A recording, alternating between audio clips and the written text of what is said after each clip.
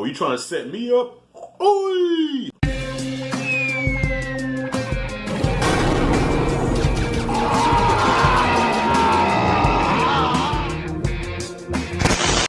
It is Black History Month, y'all, but if you follow my channel, you know that Black History Month for me is every month. But this month, I'm going to decide to be blackity black, black, black. So that shit on the meme on Facebook. But I got a special one for y'all. Today, I'm being joined by my man Blacktastic Media. And today, we're talking 3 the hard way. Just to give you a little backstory in this, because Blacktastic is about to get into this shit. I'm about to give the floor to him real soon.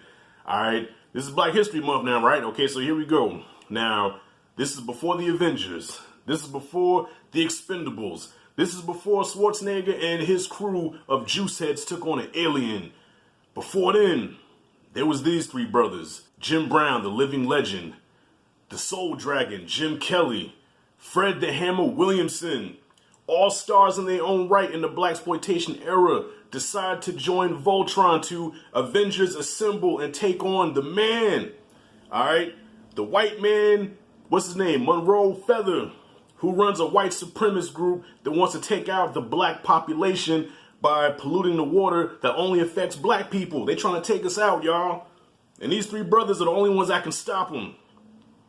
That's 3 the hard way. Perfect blaxploitation film, y'all. Directed by the late, great Gordon Parks Jr., who also directed Superfly. Man, look at here. You know what? Before I even get my thoughts on this movie, Blacktastic is going to give you the rundown on 3 the hard way. So, Blacktastic, the floor is yours. Thank you for joining me, homie.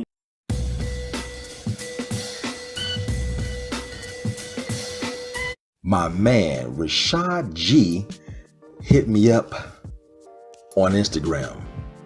Dude, you down for another collab? You know I am, brother. He sent me the poster.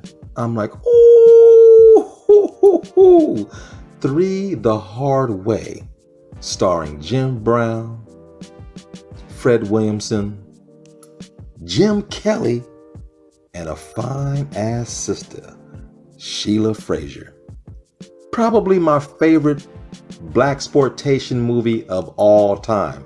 Don't get me wrong, I love Shaft and Coffee, but this joint here was like the Black Avengers. All of these dudes were movie stars in their own right doing blaxploitation.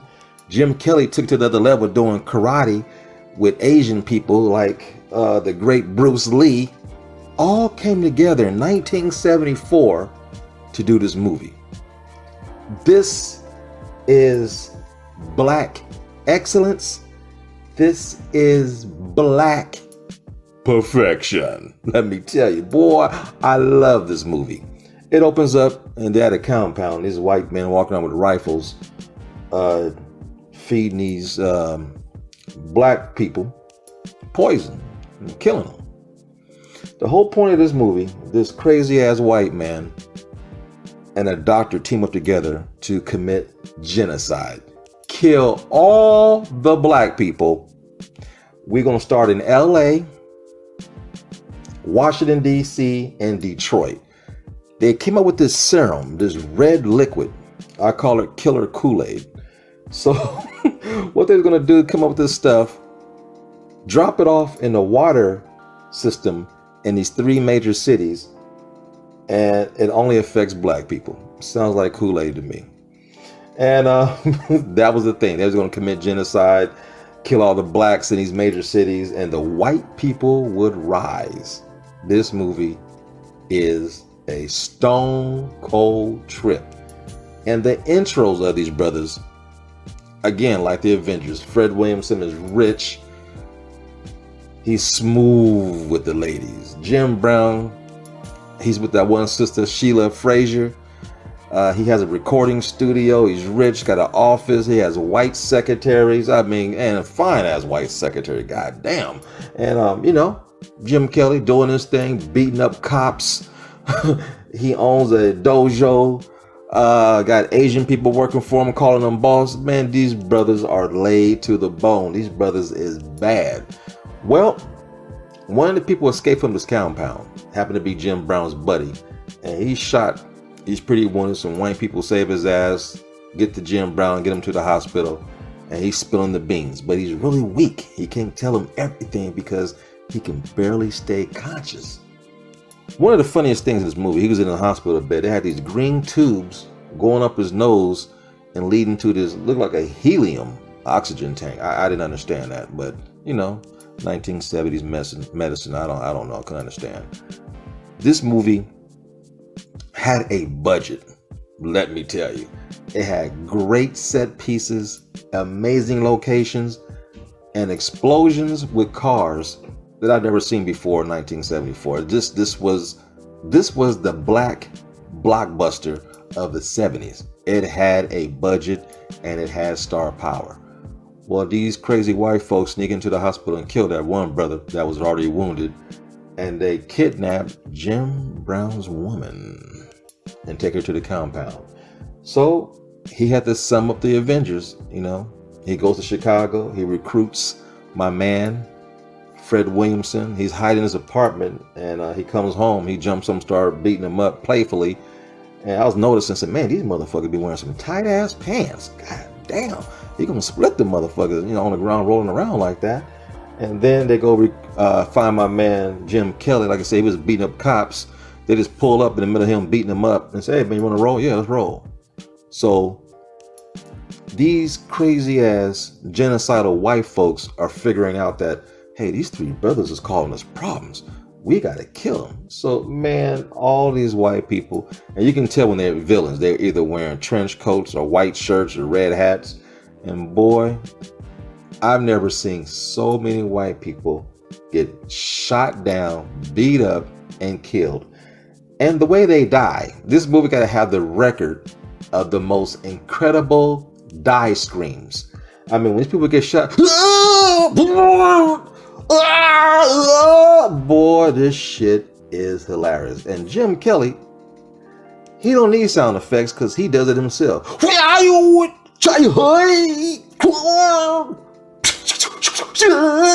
Motherfucker, this shit is hilarious, but it is cool. And speaking of cool, the cool meter is off the Richter. These three brothers got swag. They can wear suits. And my man Williamson got a shirt with a butterfly collar with no tie, showing this curly hair chest. I'm like, man, that got a chest like Carl Weathers, them nappy ass hairs on there. But brothers is handsome, brothers is sexy, and they know it. You got my man Jim Kelly rocking leather damn near through the whole movie. These brothers got swag and cool. And if I had to, they cancel each other out with the coolness. But man, I gotta say, Jim Kelly is probably the coolest out of all of them. They all got a cool ass walk. But man, Jim Kelly's walk and the way he portrays himself, damn, that brother's cool. The only thing this movie is missing is Obama, the way he walks, and probably Denzel Washington. Two other brothers who got a cool ass, cold ass walk. But man, they're going from city to city, taking these motherfuckers out. And there's a scene that I never forget. These three motorcyclists are coming down the highway wearing red, white, and blue. You can tell my man Quentin Tarantino stole this scene for Kill Bill. I'm thinking these are them. Oh, that's Fred Williamson, Jim Kelly, and Jim Brown. But I said, well, wait a minute, didn't Jim Brown get shot? So how could he be riding a motorcycle? I didn't know. These are women. They get to my man Fred Williamson's house because they capture one of the white dudes. They didn't kill him. They said they're gonna keep him and get some questioning out of him and get some goddamn answers. These three women, you got a black sister, fine as fuck. They got an Asian woman, and they got a white woman. And they're talking to, where's he at? He's upstairs. We'll be back. And Jim Kelly, hey man, what's in that bag? Don't ask, brother. Don't ask. I'm like, damn, what they gonna do? Obviously they're gonna torture his ass, but I'm wondering how they're gonna torture him. What's in that bag? Machetes, tools. And they're playing chess downstairs, Jim Kelly and Fred Williamson. And Jim Kelly's agitated. Man, what are they doing up there? It's really quiet. And all of a sudden you hear a deathly scream. And these three women Come to the balcony. He's all yours. They're topless, showing those beautiful ass titties. Now, the white girl and the Asian girl are really thin. Because back in the 70s, it wasn't about being voluptuous. It was about being skinny and, and thin. But the sister, she was skinny, but she had some big ass titties. I'm telling you, these motherfuckers, she was fine. They were sweaty, looked like they had baby oil on. I'm like, what kind of torturing did they do? Then the camera pans upstairs. This dude's in his underwear, soaking wet, crawled up in a corner like a scared kitten. I don't know if they used voodoo and sex. I don't know what they did, but hell, interrogate me, please. Anyway, he gives up the goods. He starts talking smack, calling them the N-word and shit. And man, and these women are staying topless through the whole scene. I'm like, damn, this is a lot of titties to be just walking around, shamelessly, just showing their titties. I was happy. This is great. So they get some information. They learn more about the compound, and man, they go get guns from their homeboys and everything. And Jim Brown had this one homie. He's bald, kind of chubby, and he just wants to be part of the action. He's like, man, look, calm your little black ass down. I let you use my car. It got you laid. Let me just sit back, give me some goddamn guns, and sit your black ass down. Jim Brown takes him to the scene of the crime. He shouldn't have never did it, because this black dude obviously don't listen. Jim Brown gets out.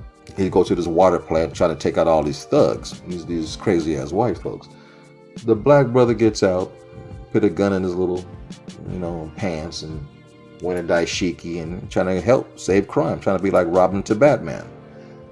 He comes up on a perk and he's fighting him, and man, they both fall off this cliff.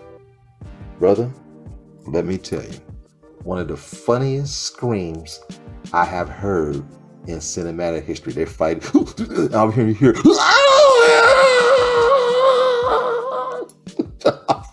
Cracking up.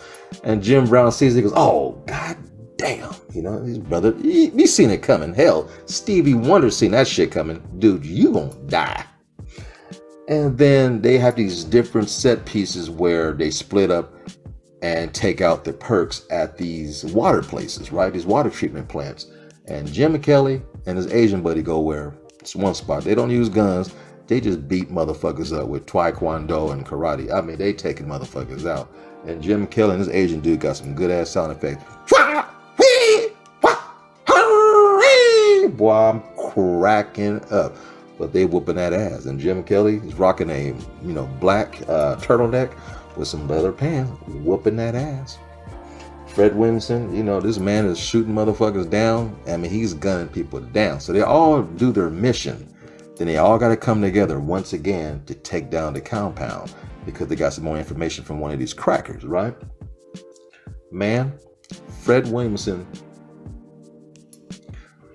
and then Jim Kelly and Jim Brown. They have like a second scene where they arrive somewhere, and they arrive in a style. One of the coldest parts of the movie. Jim Kelly flies into town on a plane. He gets out and he's walking through the airport, and for some reason this airport is red. And he's walking, man, I'm telling you, he's the coolest to be out of all of them. Got a cold ass walk, his afro's on display. I'm like, this is a bad motherfucker. God damn, this dude is cool. They all got their little mustaches and pork chop sideburns, man, dressed fly. These brothers is bad, and they ain't got no weak ass one-liners. Everything they say has meaning and it sounds cool coming out their mouth. But man, Jim Brown shows up in a cargo plane, and it was an old school plane, TWA. When I was a kid, TWA was like one of the most popular airlines of all time. I remember the theme song from the commercial. Come fly away on a super holiday, TWA. Yeah, I remember that back in the day, boy. Yeah, but yeah, I digress. These fools are looking at Jim Brown getting out the cargo plane, and he has a blue van. Opens up the back, nothing but guns and ammo and grenades. I'm like, oh my God, I love this movie. And one thing about my man, Fred Williamson, always has a cigar in his mouth. Brother is cool as fuck. Well, they hop in his van. They know what the location is of the Cracker Land is at, the compound. And these white boys are celebrating like, yes, Washington will see, LA, Detroit, we are here. We are going to take over the world. Giving a speech, and all these white people are celebrating and drinking and wearing red beret outfits like some kind of fake ass army looking people. And they got girls and females. They got a pool party going on. And this is weird because everybody's celebrating. There's a one scene out of nowhere. This guy sitting at the table and the dog is at the table and he's rubbing his dog's ass and back. And the dog's at the table like, yeah, let's kill these black motherfuckers. I'm like, this is a weird scene. Like the dog was in on it. That was weird. But they show up in grand fashion and kill everybody. The doctor is trying to burn all the plans and secret messages. He got burnt up. And you can tell it's a fire suit, but he came out yelling. Whoa! They ran past his ass as he was burning up. I was dying. And of course, Jim Brown gets his girl back. Sheila's safe. They kill all the rest of the crackers. These motherfuckers hop in a Jeep trying to get away. Ooh, buddy. Time for some grenade launchers, some gunfire. And these guns they got are special because he's shooting motherfuckers, right? Jim Brown is. And they're like, God damn, brother, what's in that damn gun? And Jim Kelly, you know, he just refuses to use guns. He uses knives and throw them in people's chests and shit and kick the shit out of them. And by this point, he takes his shirt off. So Jim Kelly is on the compound killing white people, barely escaping from danger, wearing leather pants, platform shoes, and no shirt. Gotta love it. That's swag for you. Well, make a long story short, they kill all the bad white folks. They save the black woman and they go back to their lifestyle of the black, rich, and famous. Dude, this movie is pure perfection. It might be cheesy to some of y'all. Y'all might not understand blaxploitation. Look, it is Black History Month. Me and my man Rashad G are celebrating black excellence. This movie is perfect. And I'm out. And that's my point of view. My man, that's a cool motherfucker, ain't he? Blacktastic a cool motherfucker, ain't he? Especially when you said your boy had fucking nappy ass hair on his chest like a fucking Apollo Creed. Yo, man, this is one of the illest blaxploitation movies there is, y'all. This is like one of the ones that I recommend to anybody that hasn't seen blaxploitation. Now, my boy Anthony A. Perez, who I'm doing a Tit for Tat series with, I'm gonna have him watch a lot of blaxploitation joints, all right? I was about to give him this one, but I said, you know what? For some reason, I thought about Blacktastic, so I said, I gotta give this one to him. But Perez, I got him watching The Mac, so be on the lookout for that one soon. I got The Mac coming up. I got a whole list of blaxploitation joints I'm about to give to him. But yeah, this one was one of my favorites, and like Blacktastic said, yeah, you could tell the budget was high because there was some nice shootouts here, some explosions, and sometimes explosions that didn't make any sense, but I guess they said we got the money, let's blow this shit up. Man, and how can you not love Jim Kelly doing his classic Jim Kelly shit where, you know, the cop tried to set him up with the drugs in the car, you know, and, oh, you trying to set me up? Oi! The man started out with boots on, boots with the heels on it. When he started fighting, watch how them shits turned into Adidas real quick. And then when the fight was done, it went back to being boots again. Oh, there's so many flaws in this movie, y'all. Even when okay, there's a shootout near the end, right? And Jim Brown's hiding behind a table. And he tries to get up and he tries to flip over the table, but you can see the stunt was botched and he tripped and fell over the table anyway. But then Fred Williamson came through the window, so I guess they couldn't cut it. They had to keep it as is. Oh, man, but you know what? These movies are just a delight to watch. They're entertaining. They're fun to laugh at sometimes. And, you know, with the bad acting and everything, but fuck it. You don't watch these movies for the good acting. You watch these movies to see Jim Brown and Fred Williamson and Jim Kelly kick some ass on some white supremacists, and we need some of that shit right now because I feel like there's still white supremacists out there trying to take the brother man out, and we don't need no protesting, we don't need no marching. We need brothers like this to pick up a pistol or the fist of fury and stick it to the fucking man. That's what we need right now. We need some blaxploitation action back, goddammit. So y'all, 3 the Hard Way gets a solid A in my book. One of the best out there, y'all. And that's all I got. So Blacktastic, thank you once again, brother, for joining me in this video, man. I appreciate having you here, man. Want to have you again. Yo, your shit have you rolling. So have y'all seen 3 The Hard Way? What'd you think about it? Comment fully below. Thank you all for watching. This is Rashad G signing out. See you in the next video.